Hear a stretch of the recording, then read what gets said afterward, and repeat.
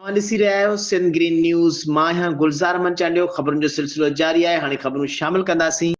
कराची ओभर खां रिपोर्ट कर रहियो अब्दुल गफ़ार भुट्टो। कराची गाज़ी ॻोठ बंगलानी चौक रोड ते वाटर एंड सिवरेज कॉर्पोरेशन ऐं सफूरा टाउन जे अमलदारनि जी नाअहली सबबि गुज़िरियल 10 ॾींहनि खां पाणी जी लाइन में लीकेज थियण सबबि गाज़ी ॻोठ बंगलानी चौक मेन रोड ते पाणी बीहण ख़िलाफ़ जमात इस्लामी जे सॾ ते सियासी समाजी तंज़ीमुनि जे तरफ़ां हमाद अली भुट्टो, रज़ाक अबड़ो, सजाद लाड़, अली जान चांडियो, अमीर तुन्यो, अब्दुल सत्तार कनासरो, सिंध अवामी सथ जे ईदल नागराज, फराज़ खेमिटियो, लश्करी चांडियो, अब्दुल रऊफ़ चन्नो ऐं ॿियनि जी अॻुवाणी में बीठल पाणी वटि वेही करे एहतिजाजी मुज़ाहिरो करे अमलदारनि ख़िलाफ़ सख़्तु नारेबादी कई। उन मौक़े ते मुज़ाहिरीन सहाफ़ियुनि सां ॻाल्हाईंदे चयो त वाटर बोर्ड स्कीम 33 ऐं सफूरा टाउन अमलदारनि जी नाअहलीअ करे पाणीअ जी लाइनुनि में लीकेज थियण सबबि रोड मथां पाणी तलाउ जी सूरत में भेजी वियो आहे, जंहिं सबबि शहरियुनि खे अचु वञ में सख़्तु तकलीफ़ुनि ऐं मुश्किलातुनि खे मुंहुं ॾियणो पइजी रहियो आहे।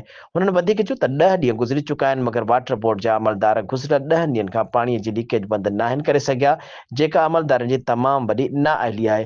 हुननि मेयर कराची ऐं DG water and sewerage board खां मुतालबो कयो आहे त पाणीअ जी लीकेज बंदि करे ज़िम्मेवारनि ख़िलाफ़ कार्रवाई कई